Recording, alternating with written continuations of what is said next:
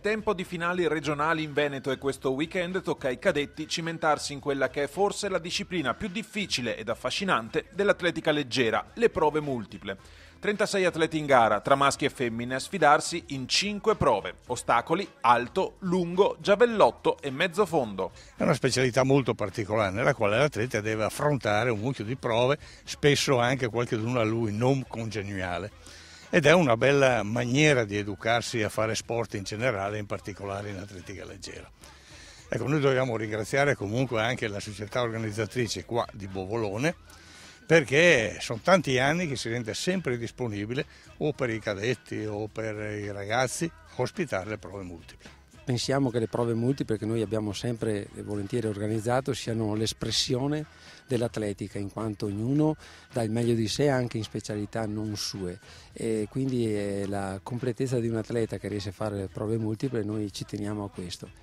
Siamo organizzati per fare questo, ma soprattutto siamo inseriti nelle scuole, organizziamo scuola atletica facendo provare tutte le specialità ai ragazzi tutti gli anni, per cui questo per noi è un punto di forza per inserire i ragazzi in società e in ogni caso sviluppare l'atletica nella bassa veronese. Ecco.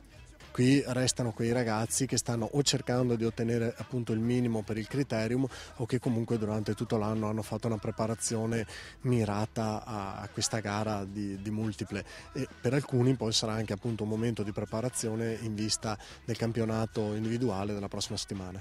Partiamo dalle donne che nella mattinata hanno gareggiato in 3 prove, gli 80 ostacoli, poi il salto in lungo ed infine il giavellotto.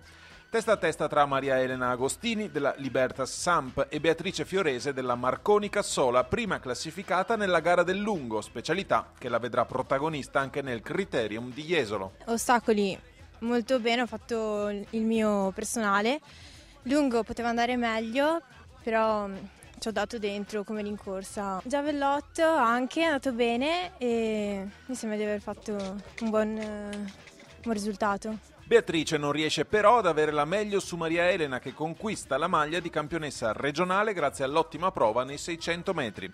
E se in campo femminile la battaglia era principalmente tra 2 contendenti, tra i maschi c'è stata più lotta. Dopo la gara degli ostacoli e del salto in alto era Andrea Costa dell'Atletica Nevi a condurre la classifica. Gli ostacoli sono andati abbastanza bene perché ho quasi eguagliato il mio personale, comunque sono contento della gara fatta, anche perché comunque di prima mattina non è mai semplice. Salto in alto, pensavo di riuscire a fare qualcosa di più, purtroppo ho avuto una contrattura alla schiena, quindi mi ha un po' penalizzato. Purtroppo Andrea si è dovuto fermare dopo la prova nel giavellotto, non riuscendosi nemmeno a piazzare in classifica.